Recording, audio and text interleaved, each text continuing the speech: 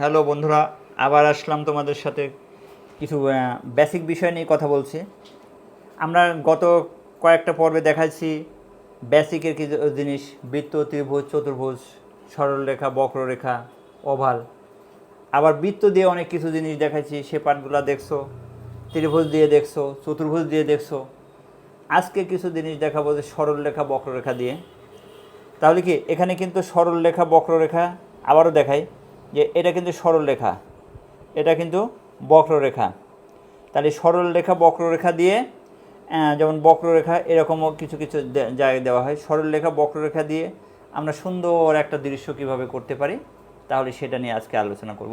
যেমন এখানে এই পার্টটা দেখাই, কয়েকটা পার্ট দেখলে বুঝতে পারবা যে আসলে রেখা দিয়ে অনেক কিছু করা যায়। যত ধরনের ছবি আছে মানে ইজিলি, ছবি আঁকা এত কঠিন না, সব সহজ। আর ছবি আঁকার কোনো ভুল নাই, যা আঁকবা সেটাই কিছু না কিছু হবে। অনেকে মনে করে যে ছবি আঁকতে গেলে এই ভুল হচ্ছে, ও ভুল হচ্ছে, এটা না ওটা না, এটা মনে হয় কেমন, ওটা নাই কেমন। আসলে এটার কোনো ভয়ের কোনো কারণ নেই। ছবি আঁকা এই যে ভুল হবে, ওইটা যে জিনিসটা করতে যাচ্ছে সেই জিনিসটা না হয় অন্য আর একটা জিনিস হবে, কিন্তু কোনো টেনশনের কারণ নাই যে আমার এটা হয় নাই, এটা নিয়ে কোনো মন খারাপের কোনো বিষয় না। যা আঁকবা কিছু না কিছু হবে। তো ঠিক আছে, আজকে এই পর্বে একটা জিনিস দেখাই। আমরা হচ্ছে সরল রেখা। এখানে যেমন একটা পেজটা নিলাম, খাতাটা নিলাম, খাতাটার পরে দেখা যাচ্ছে যে কি আমরা সরল রেখা কি স্কেল দিয়েও আঁকতে পারি। আবার যদি মনে করি যে এইভাবে দেখা যাচ্ছে কি আমি যদি স্কেল দিয়েই দেখাই, এখানে দেখাই ফ্রি হ্যান্ডেও আঁকানো যাবে, আবার স্কেল নিয়েও এভাবে স্কেল নিয়েও আঁকানো যাবে। একটা জিনিস দেখো, মজার বিষয় যে এটা কি আঁকলাম আমরা সরল রেখা, একটা সরল রেখা আঁকলাম। এখানে মনে করো যে আমি এখানে আর একটা সরল রেখা দিলাম, এখানে একটা সরল রেখা দিলাম। তাহলে কি হলো, এরপরে এইখানে আমরা কি করতে পারি, এখানে একটা বক্ররেখা আমরা কি দিলাম, একটা বক্ররেখা।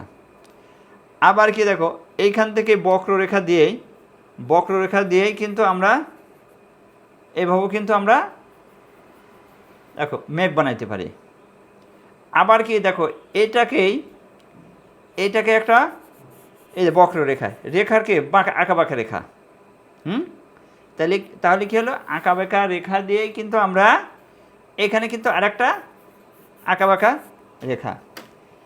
আবার এখানে আছে দেখা যাচ্ছে যে কি এটাকে আমরা রাস্তাও বানাইতে পারি, এটাকে আমরা নদীও বানাইতে পারি, যেটা খুশি সেটা করা যেতে পারে। কিন্তু তার মানে কি দেখো একটা জিনিস কি, আমরা কয়টা রেখা দিলাম, সরল রেখা, বক্ররেখা, অর্থাৎ দুইটা রেখা দিয়ে কিন্তু একটা সুন্দর দৃশ্য হয়ে গেল। এর সাথে কাজ, সহজ কাজ আছে। এখন একটা জিনিস, কয়টা রেখা দেখালাম, সরল রেখা, বক্ররেখা। তার মানে এখানে সরল রেখা, বক্ররেখা দিয়ে একটা দৃশ্য আঁকা, কারণ দৃশ্য আঁকতে গেলে সরল রেখা লাগবে। এরপরে ঘর আঁকতে গেলে একটা চতুর্ভুজ লাগবে, ত্রিভুজ লাগবে, তারপর বিভিন্ন ধরনের বৃত্ত। এখন দেখো এই যে রেখাটা বক্ররেখা দিলাম, এইখান থেকে আমি একটা মজার একটা বিষয়, এখান থেকে একটা দেখো গাছ করে দিলাম। এটাকে মেঘ হয়ে গেল, এটা কিন্তু গাছ হয়ে গেল।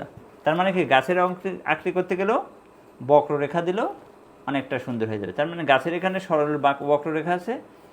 আবার এর এখানে দেখা যাচ্ছে বিভিন্ন সময় কি এখানে বৃত্তর ব্যবহার হচ্ছে, এখানে চতুর্ভুজ দিয়ে নৌকা আঁকানো যাবে বিভিন্ন। এখন কি আঁকাবো, মানুষ আঁকাইতে গেলেও এখানে আমি যদি মনে করি যে এখানে কি আছে, একটা বৃত্ত, এখানে কিন্তু একটা চতুর্ভুজ।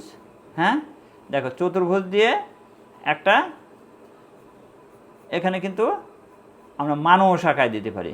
তার মানে কি সরল রেখা, বক্ররেখা দিয়ে একটা সুন্দর দৃশ্য হয়ে গেল। এখন দৃশ্যগুলো তোমরা কি করবে, দৃশ্যগুলা কেউ পেন্সিল স্কেচ করলে কেউ পেন্সিল দিয়ে স্কেচ করতে পারবা, কেউ কালার করলে কালার দিয়ে করতে পারবা। তোমাদের রঙের উপর আমরা একসময় কথা বলবো। আবার বিভিন্ন ধরনের কালার আছে আমাদের, কি মৌলিক কালার কী কী আছে, যৌগিক কালার কী কী আছে, তারপর রঙের শেডগুলো কীভাবে করতে হয়, এইটা আর একটা পর্বতে এটা দেখানো হবে। তো এখন একটা জিনিস কি, তাহলে কি আমরা কি সহজে এটা বুঝতে পারলাম যে আমরা কি করলাম, সরল রেখা, বক্ররেখা, সরলরেখা, বক্ররেখা দিয়ে আমরা দুইটা রেখা দিয়ে আমরা সুন্দর একটা দৃশ্য আঁকাতে পারলাম। এখন দেখা যাচ্ছে কি এখান থেকে কিন্তু আরও অনেক কিছু বিষয় এখানে এভাবে কিন্তু রেখা দিয়ে বিভিন্নভাবে এটা কিন্তু করে দেওয়া যাবে। তাহলে ঠিক আছে বন্ধুরা, আজকের পর্ব এখানেই শেষ। ধন্যবাদ। সাগর ড্রয়িং একাডেমির সাবস্ক্রাইব করে রাখো, পরবর্তী ধাপগুলো কন্টিনিউ দেখতে পারবা।